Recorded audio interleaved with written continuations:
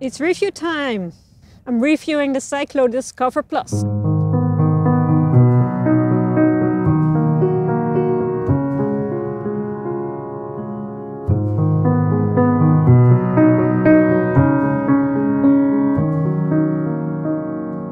Winter is coming, but we definitely had some really sunny days in the Netherlands, which is good. You know, we could go for some bike rides over here, because in the Netherlands you're still allowed, fortunately, to go outside.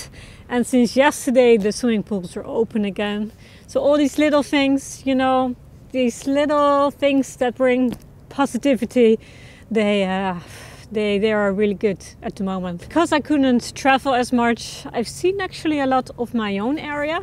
And I found out that only 10 minutes from my house there is this mill. I was there a few months ago, decided to go back on a sunny day last week and get a drone, Mr. Drone in the air. And from above it seems it's even prettier, even prettier.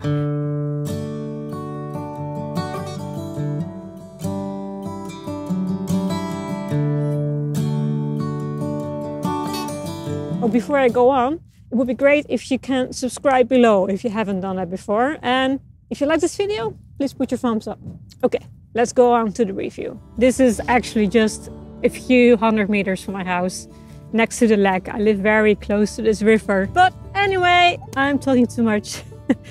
I'm going to give you a review of this Mio, the Mio Cyclo Discover Plus. I've been using it for a few months. Put it in and you twist it. I was always using my phone. I've got an iPhone. I use that for everything. I use that for navigation, making pictures, videos. And yeah, you can do that all on the phone. But there must be a reason why they make still GPS devices. So I decided to give this a try. I used a GPS device before and I wasn't really happy actually. I don't know, I just thought it was also complicated. You could only put the routes on it when you connected it to a computer. I just thought it was a bit, you know, awkward. The thing is that with this Mio device, you can make a route in a few different apps. They have their own website, which isn't that great, but they also have apps like Komoot you can use. If you make a route in Komoot and you connect this device to the internet, to the Wi-Fi, he automatically puts it in it. You can use normal Wi-Fi, but you can also connect it to your phone. The handy thing of the Komoot app is people who use it, they can share photos. Basically, cyclists share their recommendations. There's a monthly you can get for Komoot. You can also use it for free. But when I use it for free, it didn't always want to put the routes in the Mio device. I don't exactly know why, but when I start paying for it, then it always went okay. You can also see how hard it is, how many hills you have. And while you're cycling, well, the Netherlands is pretty flat, but here you can see how many hills you still have to beat. And when you're on a hill, you can see how much there's left. So I use this in Italy as well. See, there are real mountains. It gives beeps every time you go left or right. It gives a little beep. It zooms in, tells you exactly where to go.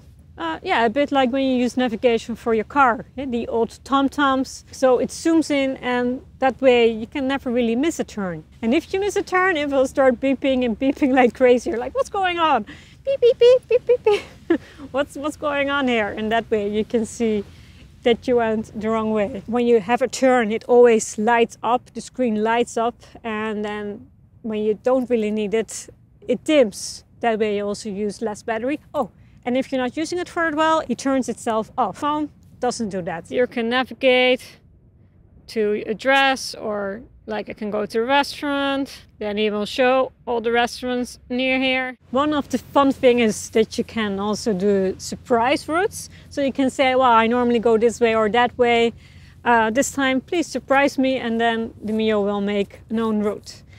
I actually didn't use that though, and I didn't use that because of the crisis we are in at the moment. So when I go for a little bike ride near my home, I always pick the roads that I know that are quiet. I really try to avoid the busy ones. You know, we have some spots here where all cyclists seem to go. I try to avoid them, and that's why I haven't used that function yet. You can use the website of Mio as well. If you have a GPS file somewhere, you can upload it on the website, and then again, if you connect the device with internet, it automatically ends up there. You can also let it pair with your iPhone, and then you get text in like WhatsApp, Facebook, that comes on your screen. So overall, what's my opinion? Do I go for navigation with a phone or GPS? I have to be honest, this is on my bike a lot now.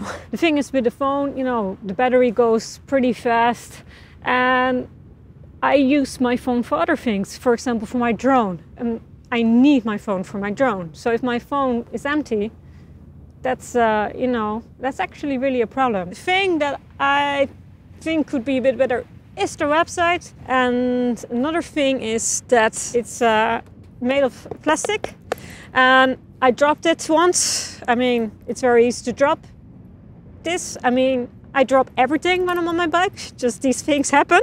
And yeah, straight away it got a bit damaged. You know, you could really see that it fell. Oh yeah, and it takes a while for it to turn itself on.